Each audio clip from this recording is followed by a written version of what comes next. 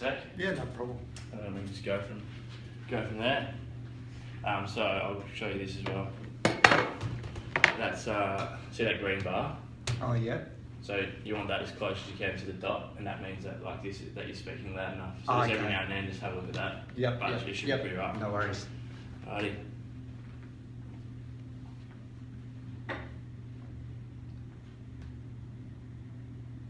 Welcome to this week's episode of the Fitness and Lifestyle Podcast, guys. Today we are joined by Herc Koustas from Koustas & Co. Chartered Accountants. Herc, welcome to the show. G'day, Danny. Thanks for having me on. It's a pleasure to have you on today, and today's something a little bit different compared to some of the episodes we've done before. Herc's actually a listener of the podcast, and I've done a fair bit of work with him in the gym to do with health and fitness and stuff. But today we're obviously going to talk about not only stuff to do with finance, but also goal setting and knowing your why. So Herc, do you want to tell us a little bit about yourself, about your business, and then also kind of what you guys do? Yeah, I'd love to. Firstly, hello to all your listeners, and thanks, Danny, for having me on. No problem. I guess most people think about accountants as people that you see once a year to put a number in a box and get your tax return lodged. It's not the way that we would like to work with our clients, and there is a lot of help that you can get from your accountant if you've got the right accountant. Yeah. The way we work with people is to actually help them realise what their goals are and what their objective is, so that we can help get an outcome for them and create a benefit and create a value for them. As an individual or a business? Yeah, both. So not both. just financially? Yeah, I mean, there are so many aspects that go into leading fulfilling and enriched lives that the aspect of just how much money do I earn is actually quite vacuous. The sense of achievement needs to be based on specific goals and a specific objective. So 100%. That's what we look for with what we can bring to the table. Yeah. How we can help people stay accountable to their true goals. But the hardest thing is for people to actually articulate what those goals are and define what they are. Once they actually truly can get to that position, then you can break it down into actions, and then you've got to check in regularly as to how you're progressing with those actions. Yeah, cool.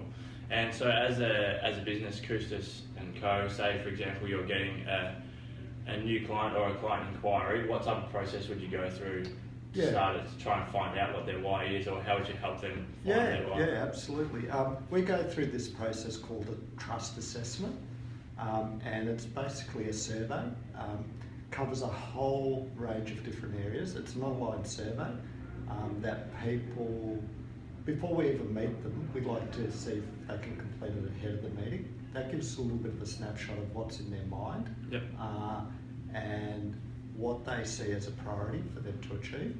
And that gives us something to bounce off at the first meeting, so that we can get straight into developing a relationship, but also understanding where their priorities lie. Yeah, and we spoke about before we actually started today, we spoke about once you do know your why, especially if we're in a team environment, so whether it's a sporting team, whether it's work, whatever it may be, is that everybody has to be on the same page, and every day or every workout, if we're talking about health and fitness, obviously the end goal needs to be in mind. What type of stuff do you guys kind of go through with clients, or what do you go through with your own team about how to get people on the same page? Yeah, we practice what we preach internally as well as bringing it to the table with clients, and that's looking at being very clear about what our visions and what our goals are. Not only for the next quarter, not only for the month, we're looking at 1 year from now, 3 years from now, 5 years from now, and into the distance. And we very much review and update our one-page plan regularly. It's based on a lot of the philosophies. I don't know if you've come across it before, Danny, but a lot of the philosophies are from people like Jim Collins, who's number of years ago wrote this book called Good to Great. Yeah. And from there, a lot of other authors, Vern Harnish is another one, Mastering the Rockefeller Habits. Yep. They've put through these principles about improvement, goal setting, one-page plans, establishing what a BHAG might be for a business or a person. And for those listening that don't know what a BHAG is, would you mind kind of telling us what it's about? A BHAG is a big, hairy, audacious goal.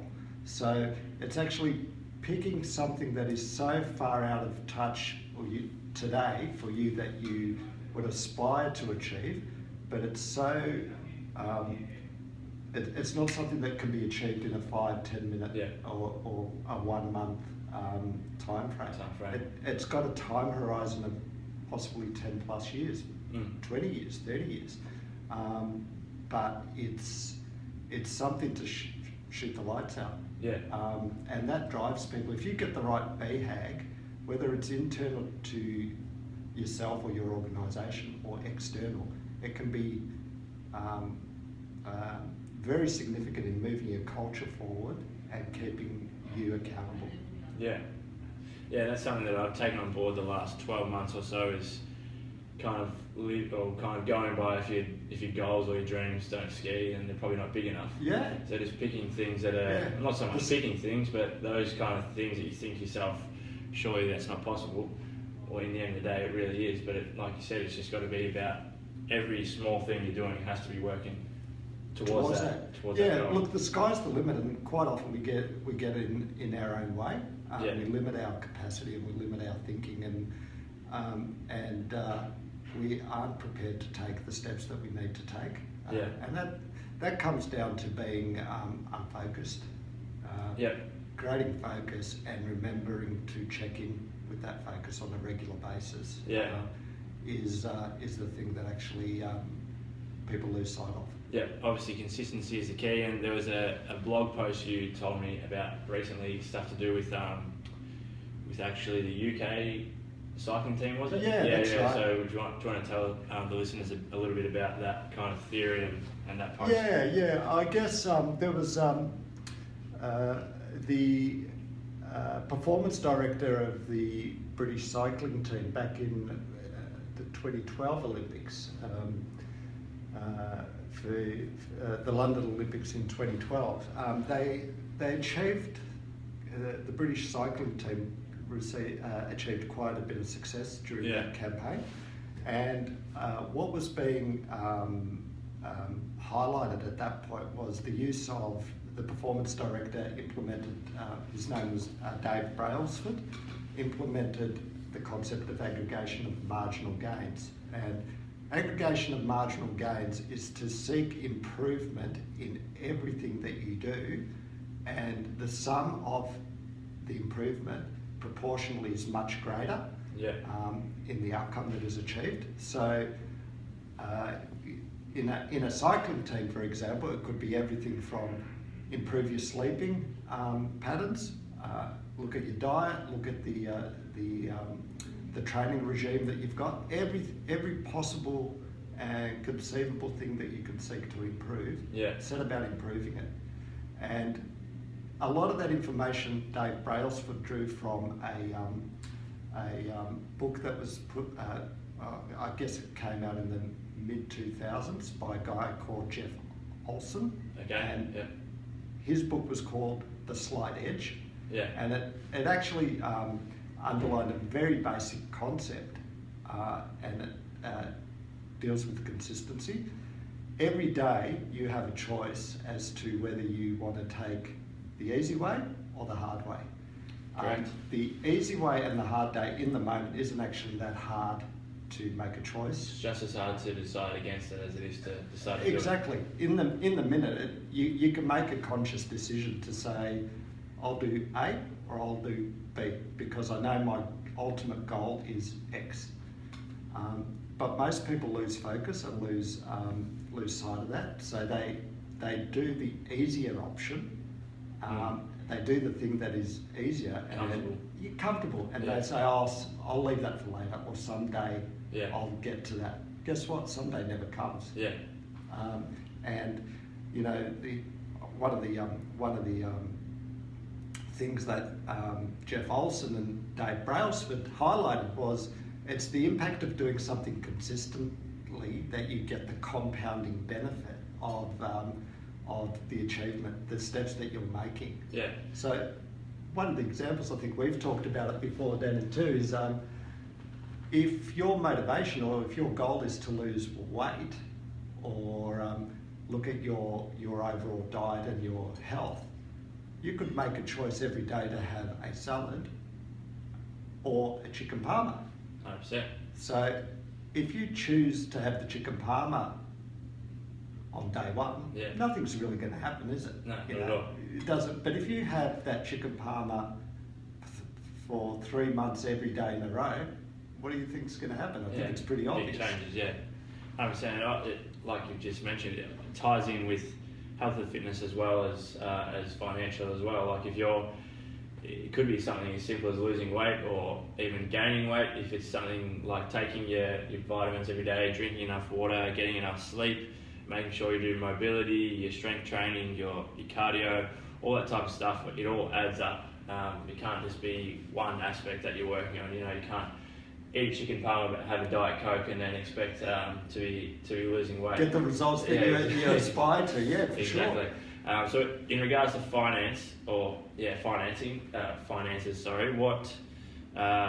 what do you see people commonly get wrong in this instance, like in this example here, in regards to finance? Again, it's the same principle. It's not having the disciplines or not having the visibility as to what and the focus as to what you're trying to achieve. So if you've got a pot of money, you start with a pot of money, or you're looking to achieve a savings plan. You've got a choice every day as to whether what discretionary spending you do. Do I go out to a restaurant 4 times a week, and what is the impact of that compared to the goal that I'm shooting for? If my goal is to save for a house or to save for an overseas trip, and I'm taking the easy decision to go out for dinner, then my budget goes out the window. I'll never get I may achieve my goal, but it's going to take longer. So it's prioritising what you want to do, but you've got to have your goal almost tattooed to your forehead. Or to your arm, so at least you can see it. Look at it every day and say, okay, well, I'm committed to achieving this. At the end of the day, it's all about choice. And there are a million things to kind of take your focus away. But success comes down to hard work. Well, having an awareness at the very least and being disciplined. Success doesn't just happen. Yeah, exactly right. It's not an accident. So say, for example, this is a question I've asked it in a couple of different podcasts now. Say, for example, somebody coming to Koustas looking for a job, or you're interviewing someone.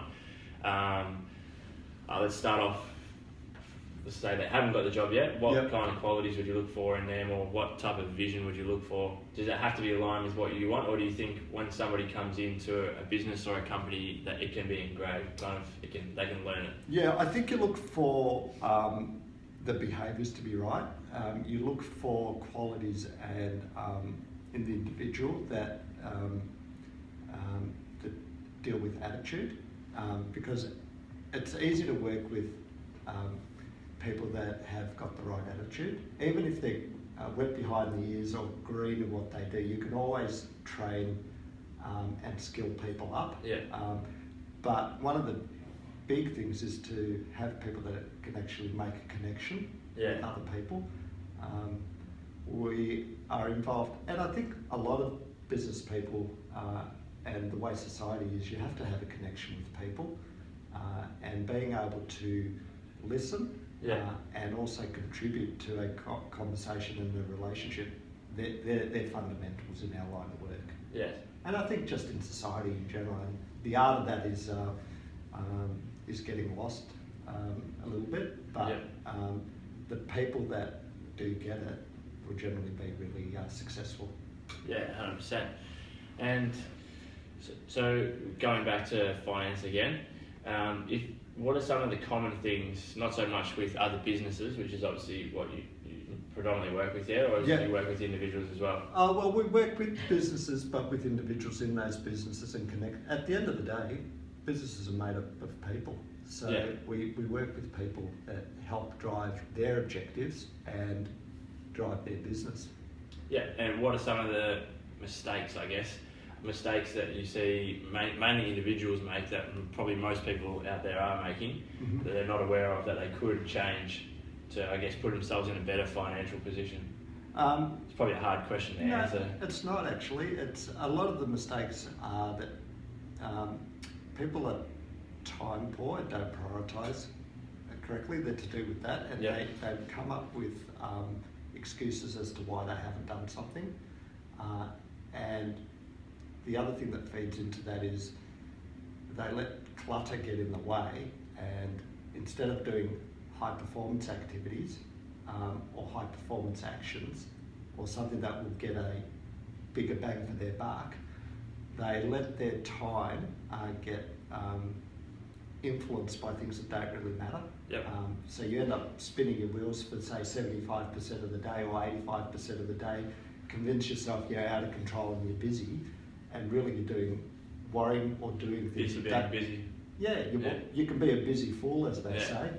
Convince yourself that you're busy, but really are you? If you're disciplined, and we're all guilty of it. That's why having a coach, whether it's a personal trainer or whether it's a business coach or someone that actually asks you the question, what are you doing that for?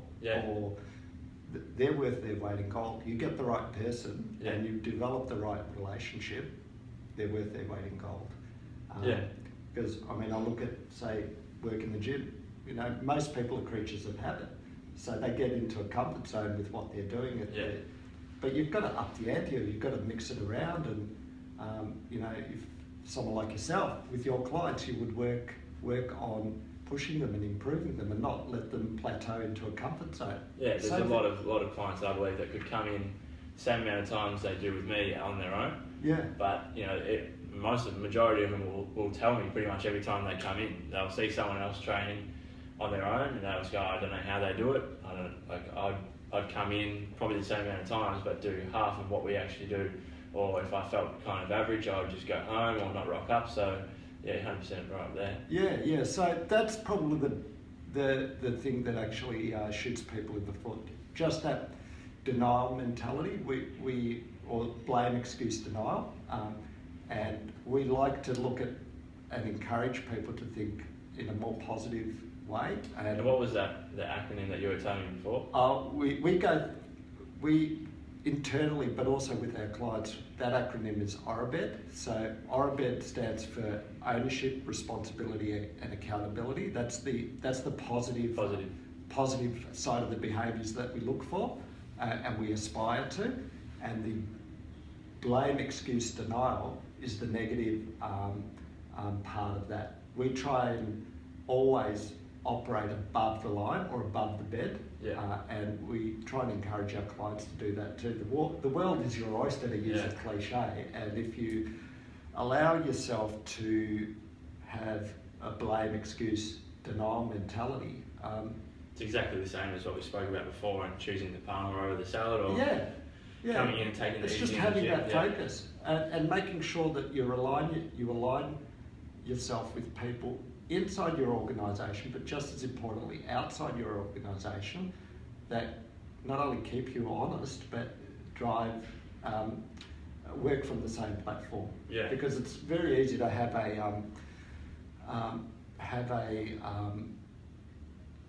a situation where you can drag a neutral person into a negative headspace.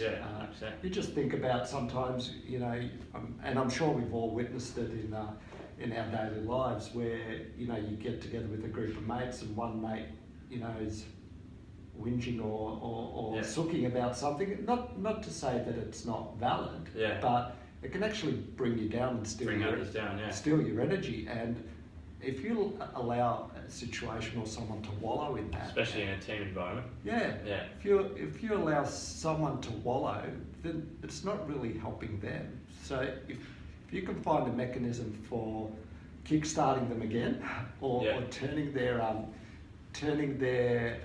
negativity into positive. And build them up again, whether it's in business or whether it's a mate or whether it's everything improves. Yeah, definitely.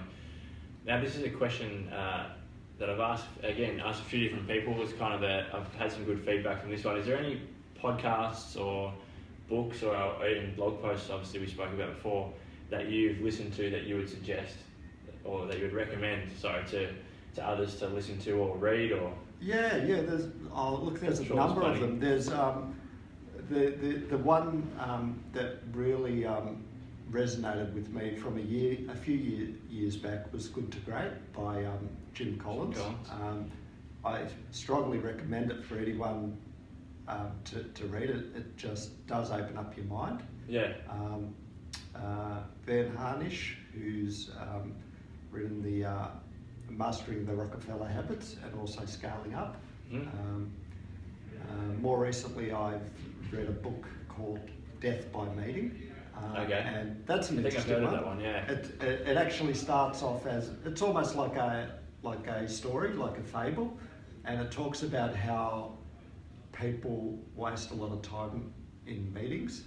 Within organisations and just in their daily life, and spend a lot of time just spinning their wheels. Another book that's quite good to and very easy to read, Life in Half a Second, that basically takes the point of view that you look at what your age is and you break down how much time you've got left to live, and you break it down into days, and it puts a different context on I'll leave it till tomorrow. If you've got the time clock running or the hourglass running, it gets you focused on getting things achieved. Those sorts of things like high payoff activities.